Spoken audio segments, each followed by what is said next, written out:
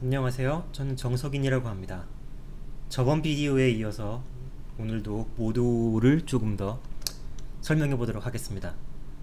제가 저번 비디오를 정말로 모도를 처음 시작하는 사람들을 위해서 만든다고 만들었는데 제가 정신을 차려 보니까 뷰포트 내비게이션을 하나도 설명 안 했더라고요. 참, 참 그게 그래요. 사람이 이게 살다 보면 이게 뷰포트 내비게이션이라는 건 쉽게 말해서 이렇게 화면 돌렸다가 이렇게 줌인했다가 이렇게 스크롤했다가 뭐 이런 걸 말을 하는 거죠.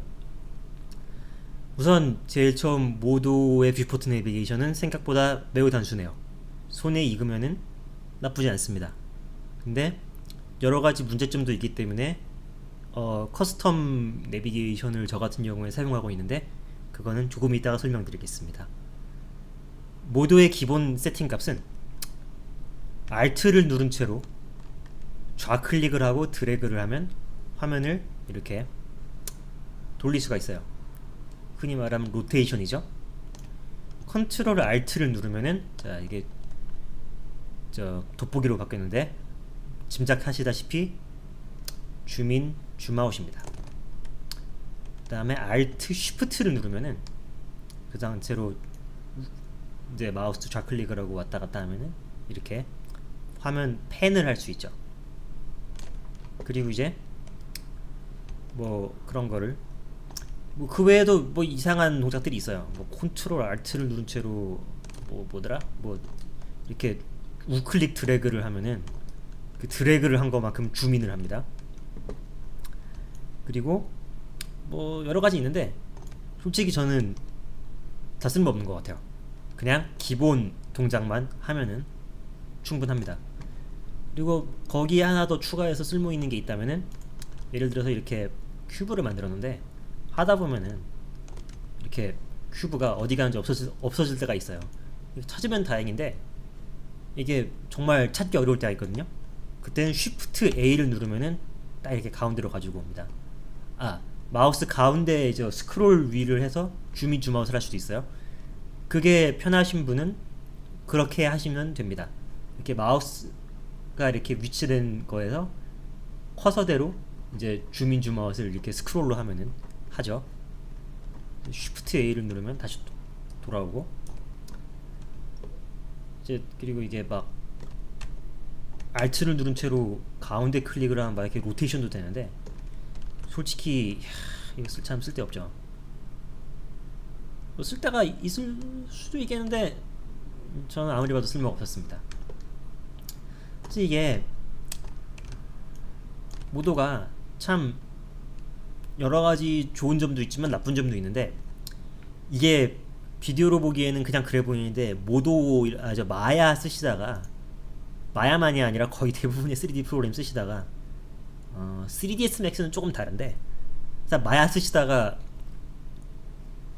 이 저 모도로 오면은 되게 헷갈려요. 이게 그 요즘 들어 저도 그렇게 느끼는데 프로그램을 하나만 쓰는 사람은 없어요. 저도 뭐 여러 가지 씁니다. 몇 가지 뭐 마야라든지 지브러시, 마야는 잘 안 쓰지만 지브러시라든지 3ds max도 간간히 쓰고요. 후디니 이런 것도 쓰고 이제 그런 걸 하다가 보면은 이렇게 뷰포트 내비게이션이 틀리잖아요. 그러면 되게 화나요. 정말 화나요. 사실은 지브러시를 제가 별로 안 좋아했던 이유도 사실은 거기 있습니다. 지브러시는 내비게이션이 정말 뭐 같죠. 진짜 안 좋아요. 걔네가 그 무슨 생각으로 그러는지는 모르겠는데 그것도 뭐 익숙해지면 당연히 좋겠죠. 근데 문제는 지브러시를 쓰다가 다시 마야 뭐 맥스 쓰려고 하잖아요. 그러면은 진짜 화나요. 그래서 모도에는 친절하게도 시스템 프리퍼런스를 가면은 프리퍼런스 창이 다른 윈도우에 만들어졌는데 여기서 인풋에 리매핑을 가면은 여기 마우스 인풋 프리셋을 바꿀 수가 있어요.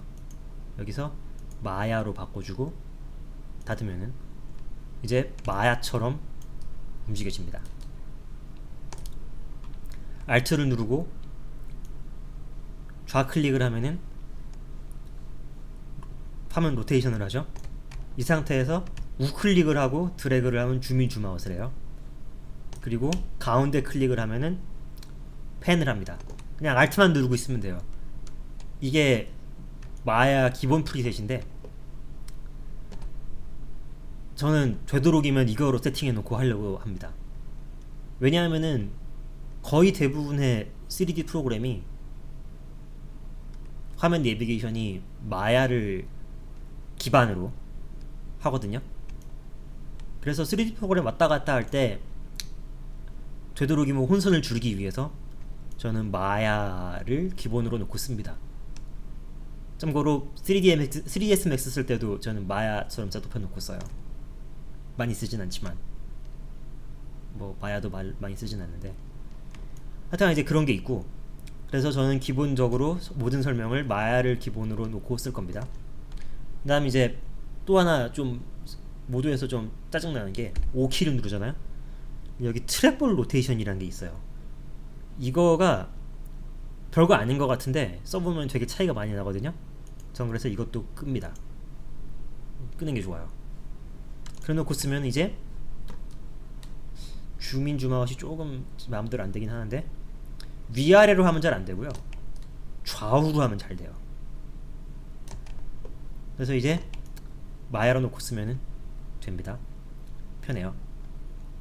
그 다음에 이제 또 다른 걸 한 가지 이제 모도에서 제가 굉장히 좋아하는 그거를 설명드리자면 이제 폴리곤으로 맞춰놓고 이게 쉬프트를 누른 채로 계속 클릭을 이렇게 해서 폴리곤을 고르면은 뭐 되는데 되게 피곤해요. 예를 들어서 진짜로 막 다시 지우고 상자를 세그멘트를 막 15개씩 있는 이런 걸 만들었다고 치면은 되게 폴리곤이 많잖아요. 근데 여기에서 뭐 이렇게 쭉 일렬로 고르고 싶은데 이때마다 계속 클릭을 하고 있으면은 되게 피곤하죠. 되게 피곤한데 모도에서는 뭐가 되냐 하면은 클릭을 한 채로 쉬프트를 누르고 클릭을 한 채로 드래그를 왜 이렇게 또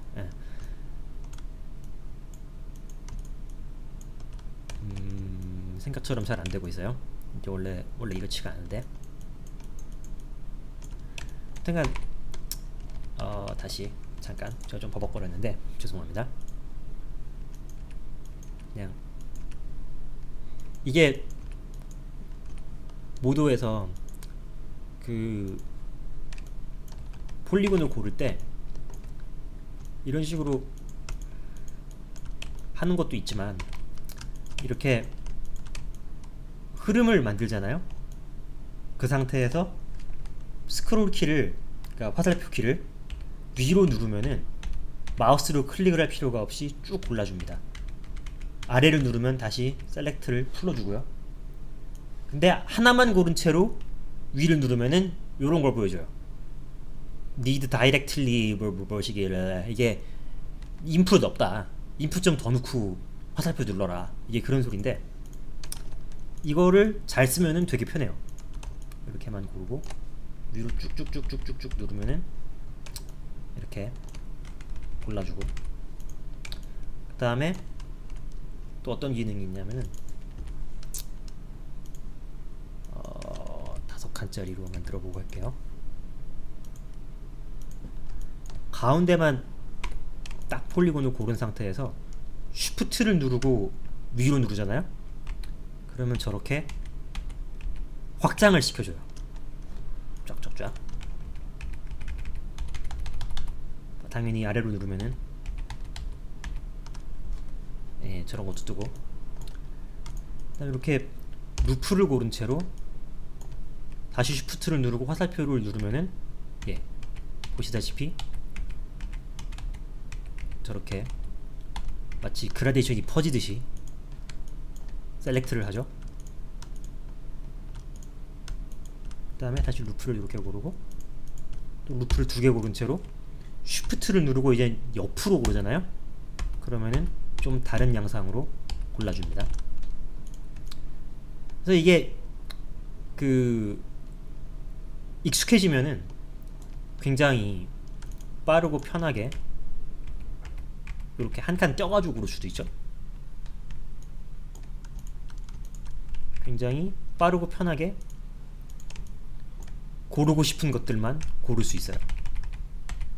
이거랑 설명하고 싶었고, 그 다음에 가끔씩 가다가 이 폴리곤 화면상에 있는 거를 다 고르고 싶을 때가 있잖아요. 그럴 때는 마우스 가운데 버튼을 누른 다음에 드래그를 쫙 하면은 그 범위 안에 있는 폴리곤을 다 잡아줍니다. 이게 보시면 알겠지만 그 폴리곤이 그 셀렉션 안으로 들어가야 돼요. 요렇게 그 중간에 걸쳐가지고 고르잖아요. 다 안 들어간 거는 안 골라줍니다. 다 들어가 있는 것만 골라줘요. 그리고 이제 또 하나 알면 편한 게 컨트롤 스페이스바를 누르잖아요. 그러면은 여기 이제 탑 뷰, 레프트, 백 뭐 이런 식으로 이제 그 평면도를 보여줍니다. 이게 옛날에는 그 모델 쿼드라 그래갖고 보시면은 여기 있던가, 옛날에 이렇게 화면 4분할 해갖고 뭐 이쪽에는 뭐 위쪽, 여기는 뭐 여기는 저 이렇게 퍼스펙티브 뷰 나오고, 여기는 뭐 아래 위 뭐 이런 식으로 3면도를 보여주는 그런 기능을 거의 대부분 썼고, 그거 익숙하신 분들은 그거 되게 잘 쓰세요. 근데 저는 그냥 요새는 이렇게 왼쪽에 가고 싶다 그러면 컨트롤 스페이스바를 눌러서 이렇게 왼쪽 보고 앞에 보고 다시 퍼스펙티브 돌아오고, 저는 요새 그런 걸 쓰고 있습니다. 그게 뭐 제 경우엔 그게 제일 편하더라고요. 화면 이렇게 잘게 쪼개가지고 쓰면은 뭐 물론 그렇게 해서 잘 쓰시는 분들도 굉장히 많이 있지만 제 경우에는 별로 그렇게 편하지 않았어요. 옛날에 아예 여기 모델 코드가 있었는데 그 모델 코드 탭도 아예 없어져 버린 것 같아요. 아마 모도 개발자들이 요거 쓰라고 아마 하는 것 같죠. 그리고 이제 하나 더 거기서 보시기에 컨트롤 스페이스바를 다시 누르면은 카메라가 있어요. 딱 카메라를 누르면은 요 카메라가 지금 기본적으로 렌더 카메라로 세팅이 되어 있는데, 이 상태에서 그 카메라 뷰 상태에서 이렇게 화면을 이제 내비게이션 하는 것처럼 똑같이 돌리면은 그 카메라가 위치랑 이제 각도가 바뀌면서 이제 렌더가 어떻게 될 건지를 여기서 결정을 할 수가 있어요. 그러니까 카메라를 이거로 조절하는 거죠. 카메라를 퍼스펙티브 뷰에서 다시 비저빌리티에서 카메라를 딱 누른 다음에 보면 이 카메라를 직접 골라서, 아이템인데 카메라가 직접 골라서 뭐 이렇게 뭐 왔다 갔다 하면서 저 여기 있는 이 네모 보면서 하시는 분이 있을까? 그게 편할 때도 있어요. 예를 들어서 이 렌더 타겟 이 카메라가 보는 요 타겟을 조절해서 하는 방법도 있는 것 같은데, 그런 게 익숙하신 분은 그렇게 해도 되는데, 저 같은 경우에는 그냥 카메라 뷰로 와서 이렇게 카메라를 직접 조절하는 게 더 편하더라고요. 이건 뭐 이렇게 하라는 게 아니라 그냥 제가 편해서 저는 그렇게 한다는 뜻입니다. 그래서 이제 모두가 이제 기본적으로 이제 그런 내비게이션 시스템을 갖추고 있는데, 제가 이 튜토리얼을 어떻게 만들면 좋을까를 생각을 해봤는데, 이게 보통 이제 튜토리얼을 보면은 이제 뭐 뭔가 모델링을 열심히 하죠. 그래서 모델링을 막 열심히 한 다음에 이제 뭐 그런 튜토리얼들이 쓸모가 없다는 소리가 아니에요. 이제 보통 이제 그렇게 만든다는 소리죠. 모델링을 해서 툴 하나씩 하나씩 다 커버하면서 모델링을 한 5시간 보여줍니다. 5시간 보여주고 나서 그런 다음에 그래서 모델링 끝내주게 했어요. 그리고 렌더에 가갖고 그 열심히 모델링을 한 그거를 정작 렌더는 한 10분 보여주고 그래서 렌더 누르고 하면 다 나와요. 우선 끝납니다. 아니 뭐 그게 굉장히 좋은 접근 방법이에요. 프로그램을 배우는 데 있어서. 근데 그게 제가 쓰다 보니까 그러니까 여러 가지로 배우다 보니까 그런 방법으로 해서 튜토리얼을 하면은 저 같은 경우에는 그 빨리 지치더라고요. 굉장히 빨리 지쳐서 모델링만 열심히 본 것 같은데 결국 뭐 나머지 탭들은 전혀 커버를 안 하고 저도 뭐 나머지 탭들을 일일이 다 커버할 순 없어요. 왜냐하면 제가 애니메이션 잘 모르고요. 게임 툴 잘 모르고 셋업은 조금 공부는 했는데 솔직히 말해서 컨셉 아티스트로서 여기 가서 막 IK 핸들 만들고 막 리깅하고 이럴 일이 이렇게 많지가 않더라고요. 레이아웃은 커버할 겁니다. 레이아웃은 이건 커버할 거고 모델도 결국에는 커버할 거예요. 근데 저는 우선 제일 먼저 렌더부터 커버하려고 해요. 보통 튜토리얼 보면 렌더 제일 마지막에 하는데 저는 모드에서 제일 쓸모있고 중요한 건 렌더라고 생각을 하기 때문에 렌더부터 커버하겠습니다. 그래서 이제 뭐 어떤 모델링을 하게 필요하니까 렌더를 하게 필요하니까 일단 상자를 만들게요. 상자를 만들고 그냥 상자만 해도 솔직히 뭐 상관은 없겠지만 좀 너무 그러니까 조금 모양을 흥미롭게 만들어서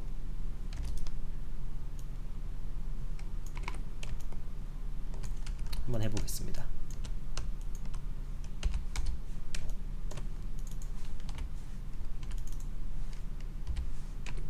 자, 되게 어처구니 없이 간단한 형태죠?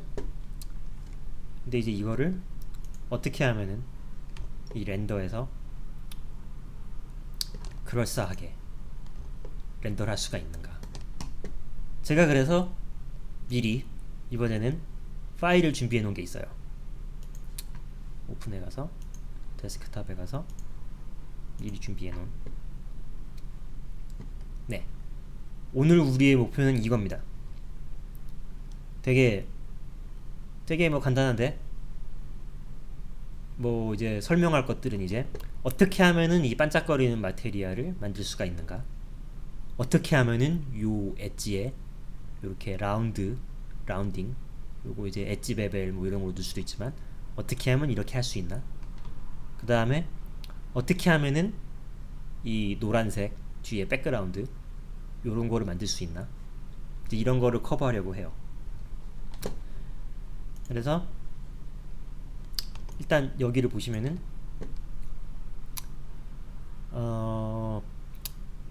모델링에 대해서 최대한 덜 커버하려고 하는데 그래도 뭐 엣지를 이렇게 골라서 베벨을 이렇게 주는 거 정도는 뭐 어렵지 않죠? 이거는 저번 튜토리얼에서도 커버한 부분이니까.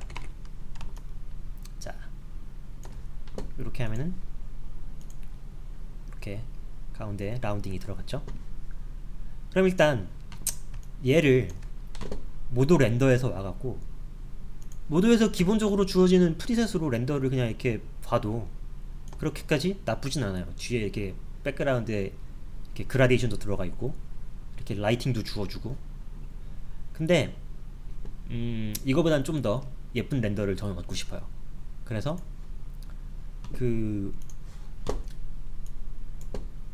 이제 렌더를 거는 거는 굉장히 카메라로 제품 사진을 찍는 거하고 비슷해요. 그래서 보면은 이렇게 요런 식으로 제품 사진 찍을 때 라이팅 셋업을 해놓고 많이 찍거든요. 이렇게 뒤에는 이렇게 종이처럼 이렇게 저 배경이 있고 반사판처럼, 그 다음에 이제 킬라이트랑 얘는 아마 세컨더리 킬라이트일 거고, 아마 얘가 필라이트, 얘가 뭐 킥라이트 그런 걸 거예요. 아마 얘는 이제 반사판을 와가지고 이제 밝혀주는. 물론 저는 전문적으로 사진 촬영을 배우지 않았어요. 사진 촬영을 배우지 않았는데, 근데 요런 식의 셋업을 해놓고 찍으면은 사진이 잘 찍힌다는 거 정도는 알고 있습니다. 그래서 저런 거를 모두에서 똑같이는 아니라도 비슷하게 시뮬레이션을 할 수가 있어요. 그래서 일단 N을 눌러서 새로 아이템을 만들기로 하고, 큐브를 고른 다음에 그냥 이렇게 드래그를 하잖아요. 이 상태에서 이렇게 꼭 안 해도 돼요. 그냥 이스케이프를 누르면은 이렇게 판만 만들어줍니다. 그래서 그 판을 적당한 곳에 위치를 시키고 조금 더 이쪽으로 빼는 게 좋을 것 같아요. 그 다음에 상자랑 좀 이게 바닥에 적당히 맞닿는, 너무 막 정확하게 맞출 필요 없어요. 그래봤자 뭐 효과가 조금 떨어져 있는 게 오히려 모두 렌더링에서 조금 더 나은 결과를 얻을 때가 있습니다. 그 다음에 이제 얘를 엣지를 고르고 Z를 누르면은 이렇게 위로 뺄 수 있어요. 요게 은근히 되게 쓸모가 있는데, 이거가 아마 엣지 익스텐드였나? 뭐 그런 것 같아요. 엣지 익스텐드 요 툴입니다. 요 툴인데 단축키가 Z예요. 저는 굉장히 요긴하게 쓰고 있습니다. 다시 엣지를 고른 상태에서 베벨을 누르고 딱 하면은 이렇게 라운딩이 들어가죠. 그 다음에 이제 여기서 그대로 보면은 얘가 막 이렇게 각이 지잖아요. 이런 각이 렌더를 걸 때 이제 뭐 그렇게까지 눈에 띄진 않는데 그대로 드러날 때가 있어요. 그래서 저는 얘를 고른 상태에서 सब디비전으로 바꿔줄 겁니다. 그냥 탭을 눌러도 되겠지만 Shift 탭을 누르면은 자 캣멀 클락 सब디비전이란 거로 바뀌죠. 이거 캣멀 이게 저 픽사 사장 그 양반입니다. 에드 캣멀이었나? 클락은 모르겠어요. 이게 아마 이 사람들이 특허를 낸 सब디비전 방식일 거예요. 저도 뭐 정확하게 모르는데, 이게 모두 옛날에 한 701이나 801 버전만 해도 픽사 सब디비전으로 나오다가 픽사에서 모두한테 너 그거 하지 마라 그래서 캔멀 클락 सब디비전으로 바꿨어요. 똑같은 거예요. 캔멀 클락 सब디비전은 그냥 सब디비전에 비해서 뭐 여러 가지로 뭐 어느 게 더 낫다라고 말을 할 순 없고 차이점이 있어요. 그 차이점들은 제가 나중에 또 다른 비디오를 따로 만들어서 설명하겠지만, 저는 되도록이면 캔멀 클락을 쓰는 게 속편하다고 생각해요. 캔멀 클락을 해서 할 수 있는 것도 많이 있고. 그래서 하여튼간 백그라운드는 캔멀 클락 सब디비전으로 만들고 조금 뒤로 보낼 거예요. 조금 뒤로 보낸 다음에 그 다음에 이걸 고른 상태에서 M을 눌러줄 겁니다. 그러면은 폴리곤 셋 마테리얼 뭐 이렇게 뜨는데 이게 마테리얼을 지정해 주는 거예요. 마테리얼 이름은 솔직히 아무거나 넣어도 되는데, 근데 그러면은 좀 헷갈리니까 저는 백그라운드에 BG를 넣어서 마테리얼 만들어 주겠습니다. 그러면은 이제 여기서 쉐이딩을 가잖아요. 그러면은 이 마테리얼이 새로 생긴 거 볼 수 있어요. 이렇게 마테리얼 또 생겼죠. 자, 이 쉐이딩 탭에 대해서 일단 조금 설명을 하고 넘어갈게요. 다시 일단 비주를 요거 마테리얼 만드는 거 지울게요. 딱히 따로 마테리얼을 만들지 않는 이상 모드에서는 무조건 모든 만드는 이 폴리곤이나 표면이나 아이템이나 모든 걸 다 베이스 마테리얼로 전부 다 지정을 해줘요. 자동으로. 베이스 쉐이더도 있는데 이거는 뭐 건드리시지 않는 게 뭐 건드려서 나쁠 건 없지만 되도록이면 그냥 냅두시는 게 좋습니다. 그래서 베이스 마테리얼 가보면은 이제 마테리얼 프로퍼티가 이렇게 쫙 나오는데 뭐 피지컬 베이스, 뭐 디퓨즈 마운트 뭐 이렇게 나오는데 하나하나 다 이 쉐이더 트리가 뭘 하는지를 설명해 드리면 좋겠지만 그거는 설명을 다 하려면은 그것만으로도 튜토리얼이 몇 편은 필요해요. 이거 저 모드 웹페이지를 가면은 어디 보자. 모드 이게 저 파운드리라는 데 홈페이지인데 이게 모드 만드는 회사죠. 파운드리 홈페이지를 가면은 막 프로덕 가서 모드를 누르면은 이렇게 막 자기네 회사 거 광고를 해요. 그래서 튜토리얼을 가보면은 이렇게 막 베이직 트레이닝에서 막 있는데 얘네가 그 마테리얼 이게 또 페이드 튜토리얼이라는 게 돈 내고 튜토리얼 사는 것도 있어요. 저는 사실 이거로 배웠습니다. 돈 내고 이거로 배웠는데 여기서 보면 알다시피 굉장히 많은 튜토리얼이 있죠. 거기서 마테리얼이 되게 튜토리얼이 안 나오네요. 자, 마테리얼만 따로 튜토리얼이 있어요. 마테리얼만 따로 튜토리얼이 있는데 그게 막 6시간짜리였나? 하여튼 뭐 그런 게 60시간짜리 이건 좀 이상한데? 하여튼간 그 마테리얼만 설명하려고 그래도 오래 걸려요.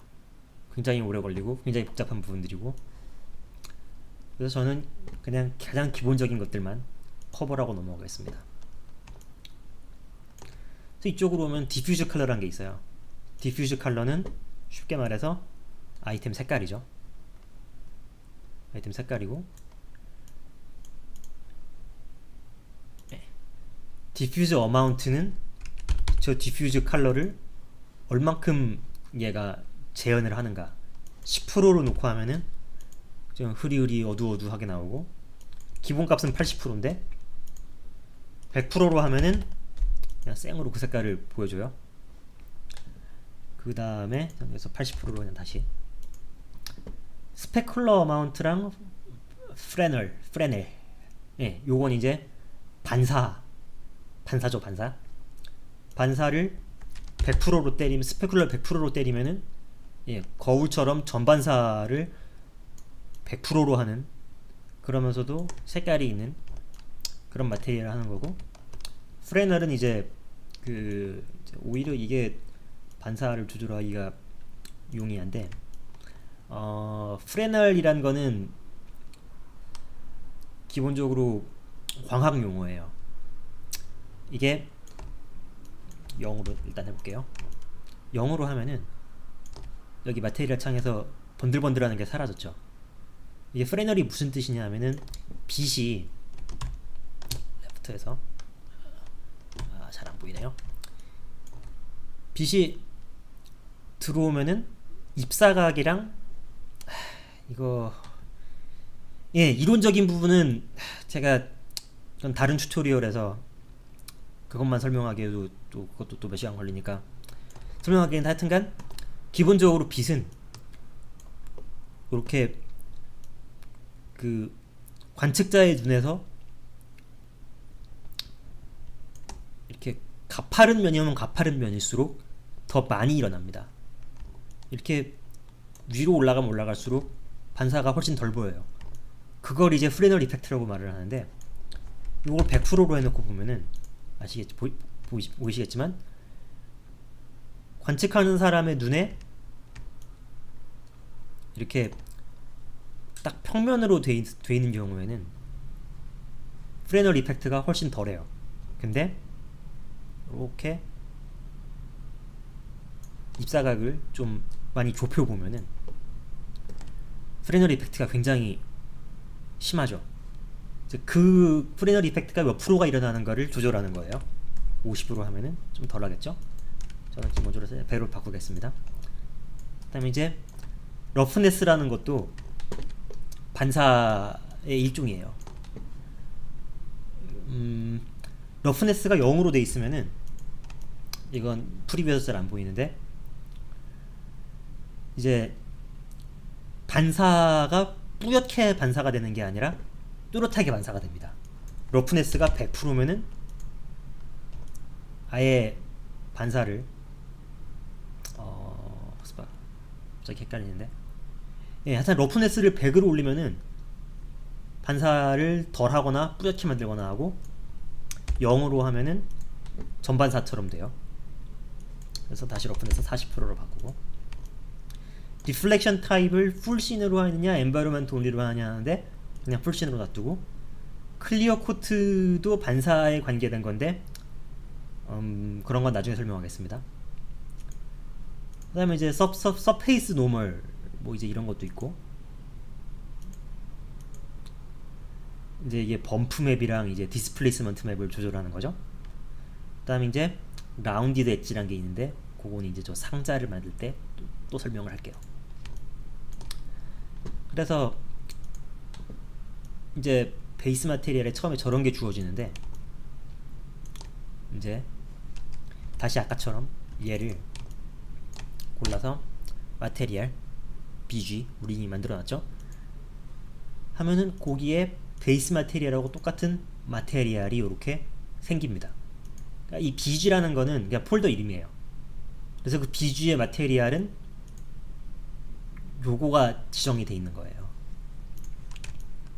그래서 그 마테리얼을 똑같이 아까처럼 바꾸면은 색깔 이렇게 지정할 수 있고, 그 다음에 저는 일단 반사판을 만들 거기 때문에 스페클러 어마운트도 0으로 만들고 프레널도 0으로 할 겁니다.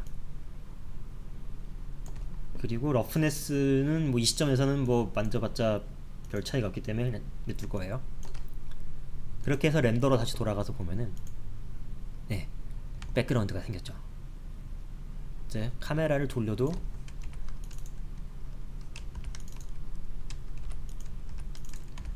저 백그라운드가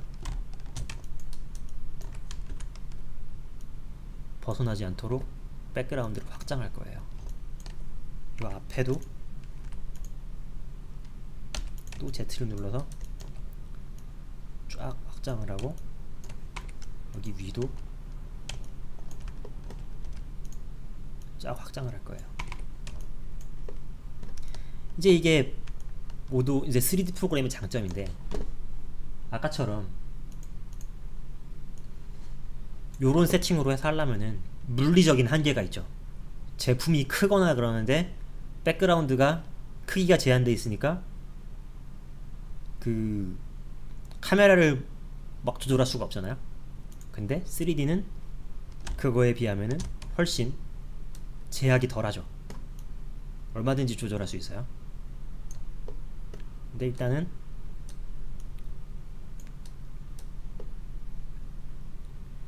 저는 요 앵글로 맞춰 놓고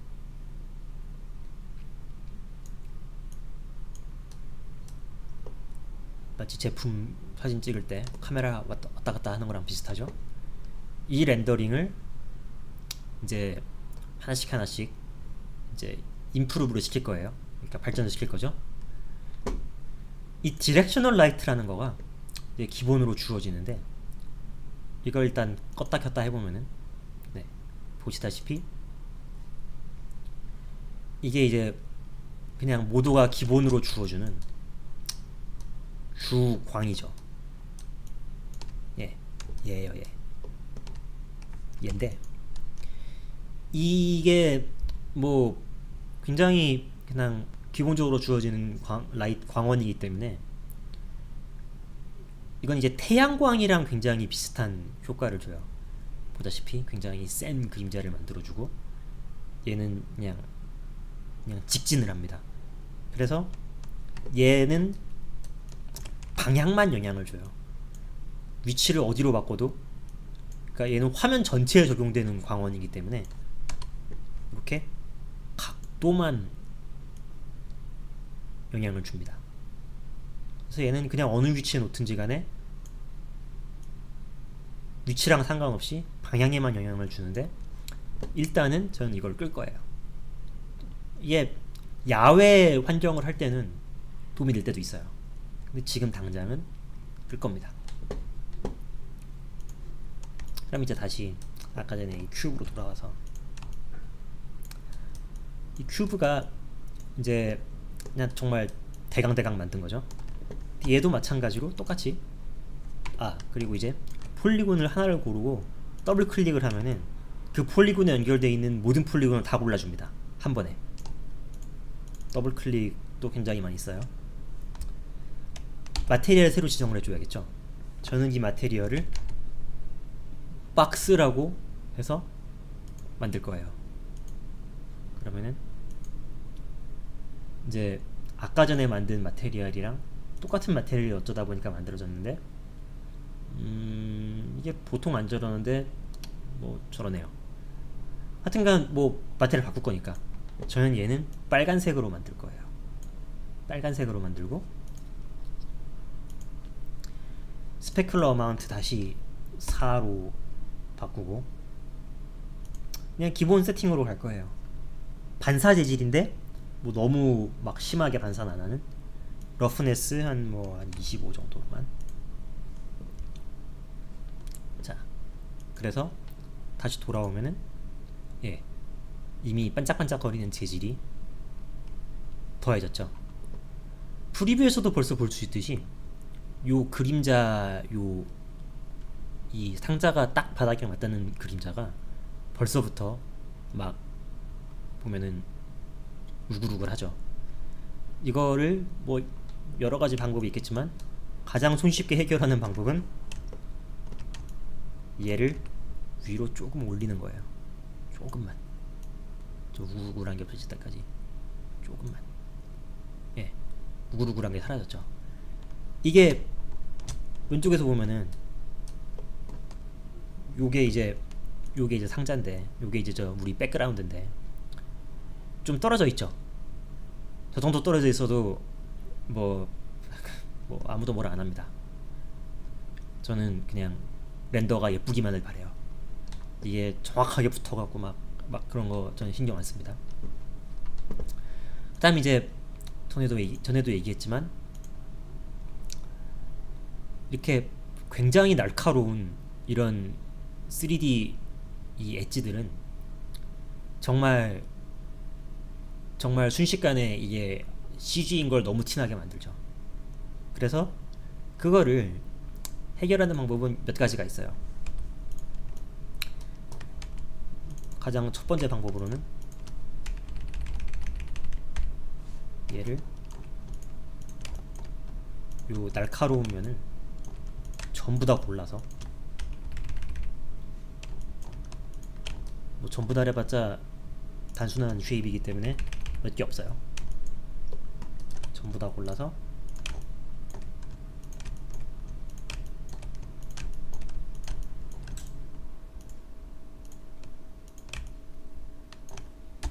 엣지 베벨을 넣으면 이렇게, 이것도 나름대로 간단한 방법이지만 엣지 베벨을 딱 넣으면은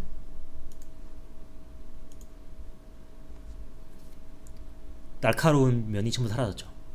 그리고 훨씬 리얼리스틱한 결과를 보여줍니다.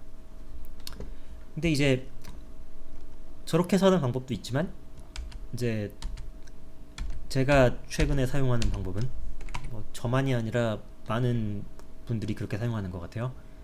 마테리얼 다시 와서 참고로 이 쉐이더 요 탭은 쉐이더 트리 탭은 여기서 보는 거랑 똑같아요.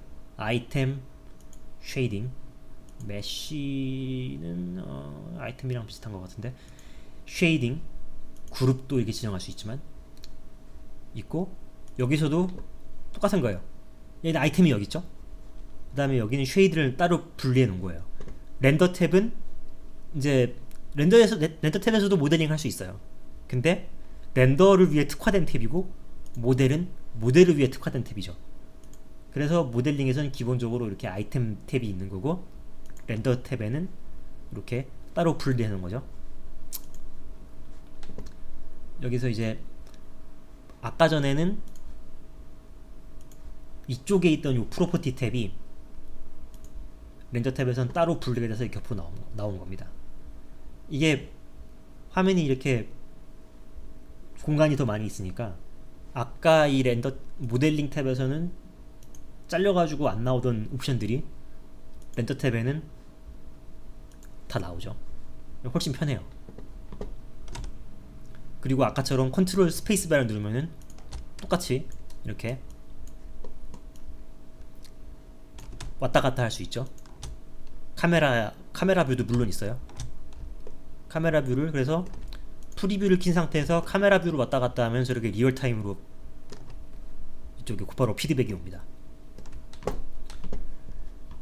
그래서 다시 아까 전에 그 라운드 엣지를 라운딩하는 방법으로 돌아와서 박스에 지정한 마테리얼에 가장 마지막에 보면 라운디드 엣지 위드, 그러니까 라운디드 엣지, 그러니까 라운딩을 된 엣지의 그 두께를 지정할 수가 있어요. 그래서 이게 스케일이 여기서 이렇게 중요해지는데 지금 저번에 말했듯이 요 200mm라는 거는 요 그리드 한 칸이 20cm라는 소리예요. 그러니까 대강 짐작을 하기에 이 상자는 뭐 보자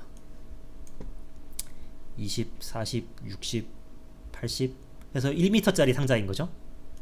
그럼 1m짜리 상자에 요 라운딩을 몇 cm짜리 라운딩을 집어넣으면 보기 좋을까는 넣어보면서 결정을 할 수가 있죠. 우선 1을 넣어보면은 1m, 이건 틀렸죠. 1cm로 넣어야 됩니다. 그러면은 라운딩 두께가 1cm짜리가 이렇게 쫙 들어가요.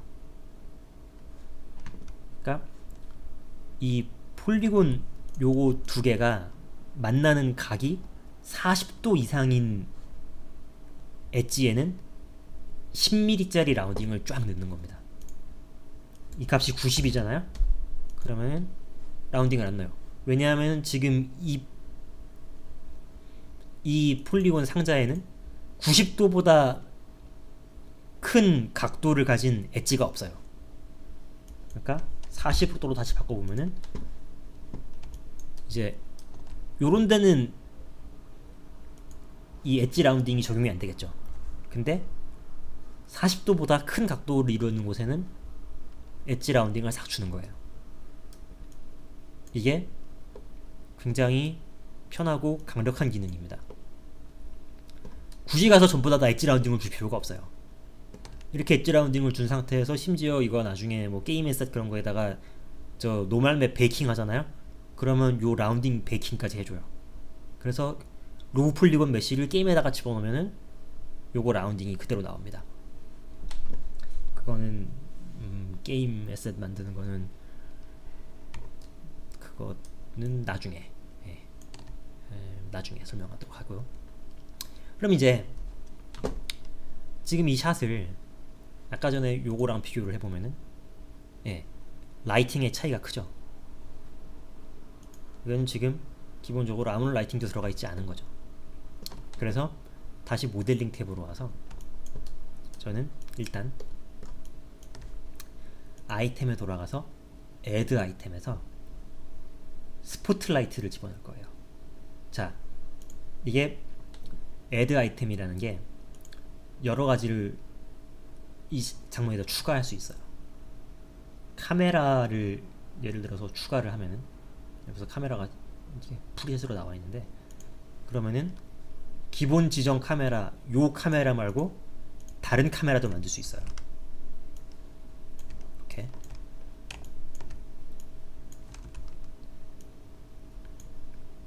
그래서 이게 되게 카메라 뷰로 가잖아요. 그러면은 여기를 누르면은 그냥 카메라랑 새로 만든 카메라 2가 있어요. 그러니까 카메라 2로 돼 있으면은 지금 새로 만든 이 카메라로 지정이 돼 있다는 소리죠. 그래서 똑같이 다른 각도로 카메라 1과는 다른 각도로 해놓고 다시 렌더에 돌아와서 여기도 카메라 2로 바꾸고 렌더 카메라를 렌더에 가서 렌더 카메라를 카메라 2로 하잖아요. 그래서 보면은 카메라 2의 각도대로 이렇게 화면을 그러니까 지정할 수 있죠. 카메라를 여러 개 설치하는 거예요. 촬영장에서 여러 개 설치하듯이 카메라 1으로 가고 싶으면 다시 이렇게 카메라 1, 카메라 2. 그래서 이 렌더를 여러 각도에서 할 필요가 있을 때 카메라를 계속 바꿔가면서 하는 수도 있지만 카메라를 여러 개 쫙 배치해 놓고 바꿔가면서 렌더를 걸면은 훨씬 편하고 아름답게 렌더를 걸 수가 있죠. 그리고 그 외에 이제 저는 라이트를 만들 건데 라이트에 오면은 여러 가지 라이트가 있어요. 에어리얼 라이트, 뭐 실린더 라이트, 디렉셔널 라이트 쫙 있는데 저는 우선 제일 처음 맨 처음에 스포트라이트를 만들려고 했는데 에어리얼 라이트부터 만들겠습니다. 자, 에어리얼 라이트 만들었는데 아무것도 안 보이죠. 그럴 때는 O를 누르고 비지빌리티 탭에서 쇼 라이트를 하면은 이렇게 라이트이 나옵니다. 이거는 디렉셔널 라이트하고는 틀려요. 얘는 방향과 위치가 둘 다 영향을 끼칩니다. 심지어 크기도 영향을 끼쳐요.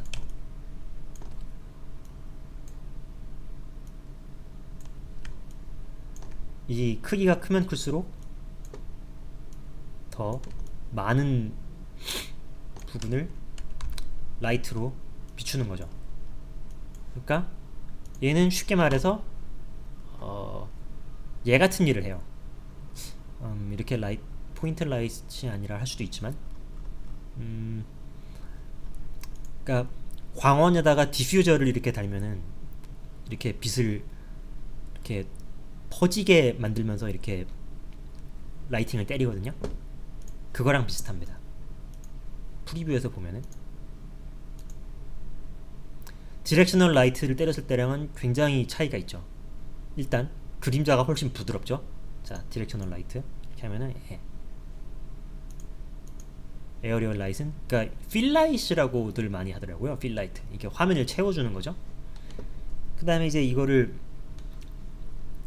에어리얼 라이트 탭으로 오면은 이제 광원의 색이랑 색깔을 바꿀 수 있어요. 이제 좀 따뜻한 계열의 색깔을 넣고 싶다. 그러니까 광원을 얻고 싶다. 할로겐 램프 뭐 그런 것처럼. 할로겐 램프 맞나? 맞을 거예요. 할로겐 램프가 좀 따뜻한 빛이고 아마 백열등이 좀 초록스름한 빛일 거고 뭐 그런 식으로 사진 찍을 때 이제 많이들 하는데, 자 보시다시피 빛이 하얀 빛일 때는 쨍하게 차가운 이미지가 나오고 좀 따뜻한 거로 가면은 조금 부드러운 빛이 나오죠. 광원 레디언스를 1로 낮추면 어둡고 3으로 낮추면은 밝고, 뭐 지금 당장은 1.5 정도로 맞춰놓고 시작을 하겠습니다. 그렇게 해서 이제 하나 만들었는데, 근데 이제 조금 그래도 뭔가 아쉽잖아요. 이렇게 뭐 이미 좀 상당히 충분히 아름다운 결과를 보여주고 있지만 조금 더 밝은 데는 밝고 어두운 데는 어두우면 좋겠어요. 그러면은 애드 아이템으로 와서 라이트에서 에어리얼 라이트 또 하나 넣어도 돼요. 근데 저는 약간은 더 뚜렷한 그림자를 만들고 싶습니다. 그래서 스팟라이트를 만들었어요. 스팟라이트는 물론 이런 식으로 조절할 수도 있지만 저는 그거보다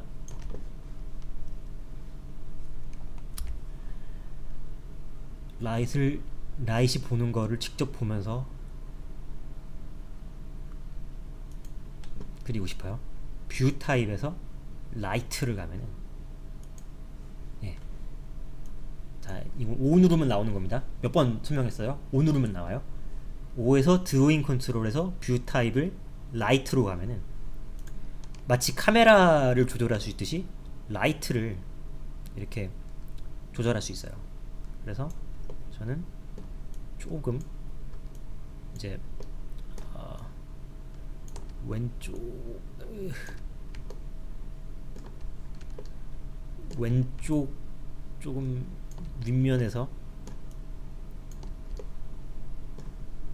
빛을 때릴 수 있게 셋업을 하려고 노력을 하고 있죠.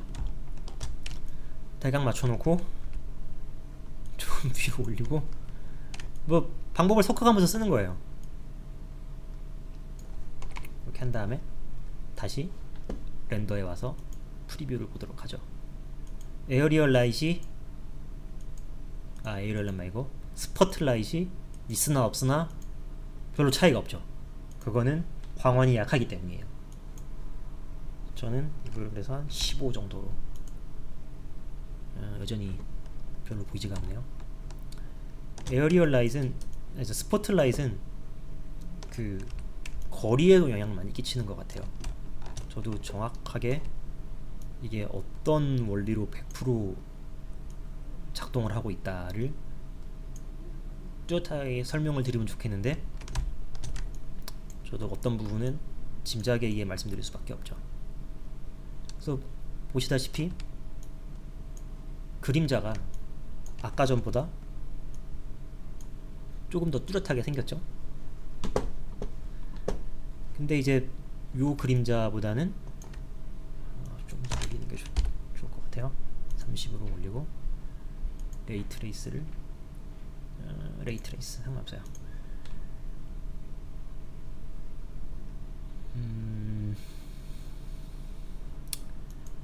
좀 복잡한데, 볼륨메트릭을 키잖아요. 그러면은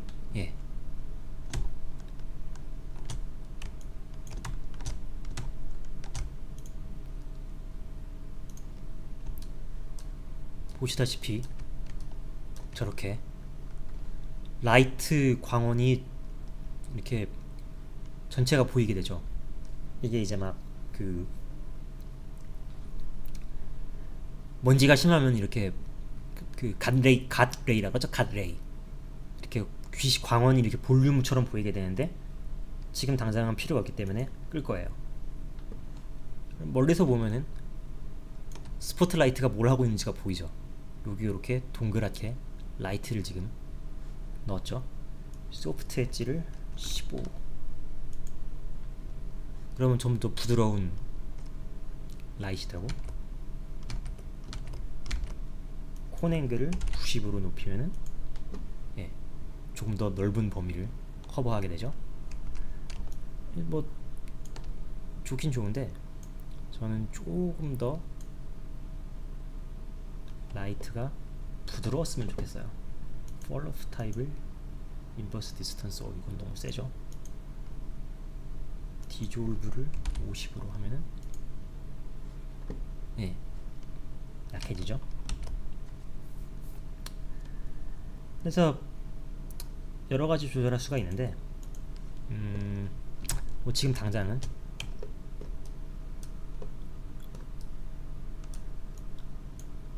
만족스러운 값이 나왔어요. 조금 더 빛이 위에서 들어오는 게 좋겠어요. 너무 그림자 크기가 큰 거는 바라지 않습니다.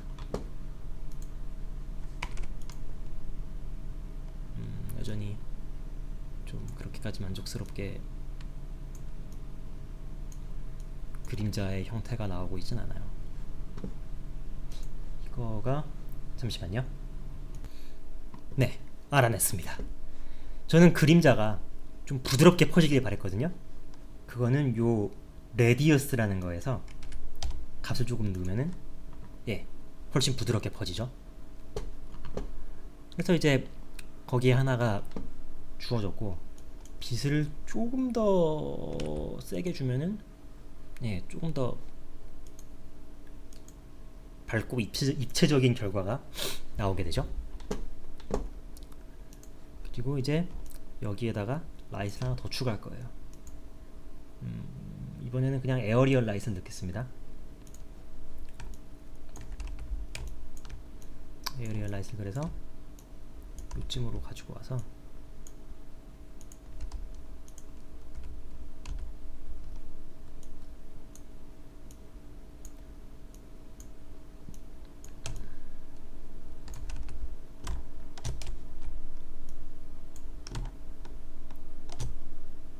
이렇게 배치를 한 다음에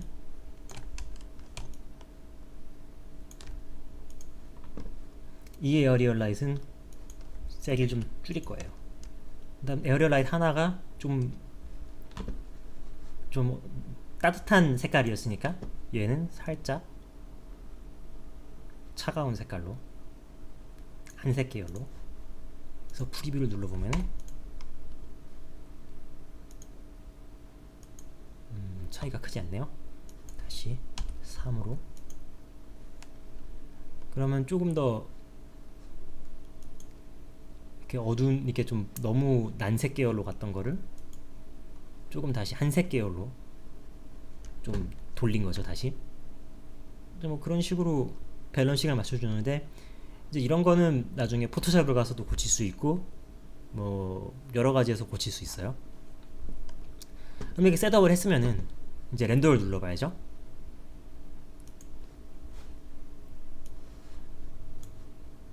보시다시피 모도는 특정한 조건에서는 상당히 빠른 렌더를 보여줘요. 그러면서도 퀄리티가 너무 떨어지지 않는 렌더를 보여줍니다. 근데 지금 같은 경우에는 조금 마음에 안 차는 부분들이 있죠. 주민을 해서 보면은 그렇게까지 심하진 않은데 여기가 렌더가 그림자가 좀 마음에 안 들어요. 아까도 말했듯이 조금 위로 올리면 돼요. 너무 올렸죠. 저건 아니죠. 저건 아니고 요 정도 너무 높아. 그럴 때는 여기로 와서 좀 더 세밀하게 미세하게 조절을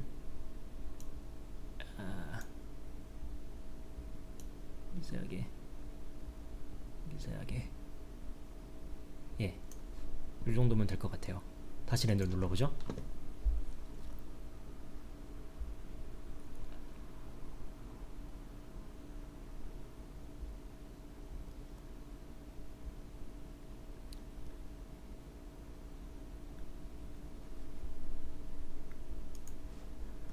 그럼 뭐 마음에 100% 차진 않지만 나쁘지 않은 결과예요. 그렇죠? 근데 보면은 여기에 희끄무리하게 막 노이즈가 들어가 있어요. 이제 저런 거를 셋업에서 조금씩 바꾸는 거죠. 렌더에서 노이즈를 없애는 방법은 또 그거 자체만으로도 한 1시간 설명해야 되는데, 그러니까 그거는 예측하시다시피 다음 비디오에서 나중 비디오에서 설명하도록 하겠습니다. 그래서 이게 이제 그 모도에서 가장 쉬운 건 아니고 그럴싸한 렌더를 얻는 방법입니다. 제가 렌더 툴부터 가장 먼저 설명한 이유는 이게 이렇게 라이팅을 셋업을 하고 뭐 마테리얼 지정하고 뭐 여러가지 셋업 바꾸고 이러는 게 굉장히 중요해요. 제가 보기에는 이게 모델링보다 훨씬 중요합니다. 적어도 컨셉 아티스트한테는 말이죠. 3D 아티스트 모델러 분들은 네, 모델링 중요합니다. 모델링이 제일 중요하죠. 근데 저 같은 컨셉 아티스트 같은 경우에는 렌더 툴을 잘 쓰는 게 셋업을 할 수 있고 라이팅을 하는 게, 제가 보기에는 뭐 전체가 10이다 그러면은 컨셉 아티스트인 제 입장에서는 뭐 다른 컨셉 아티스트들도 같이 생각하는 알 수 없지만 모델링은 한 3 정도, 저 같은 경우엔 이건 제가 그렇다는 거예요. 모델링은 3 정도 그 다음에 라이팅이 한 5 정도. 그 다음에 3, 5하면 8이잖아. 예. 모델링 3, 라이팅 4, 그 다음에 이제 렌더 툴 자체가 3. 근데 이제 렌더 툴하고 이제 라이팅은 굉장히 밀접한 관계이기 때문에 합쳐서 7. 예. 모델링 3에 라이팅 렌더 7. 저는 그렇게 생각합니다. 그래서 라이팅을 제일 먼저 설명했어요. 렌더링을 제일 먼저 설명했어요. 이게 도움이 됐으면 좋겠고요. 다음 튜토리얼에서는 이제 그럼 렌더링을 좀 커버했으니까 모델링을 조금 더 커버해 보도록 하겠습니다. 네, 감사합니다.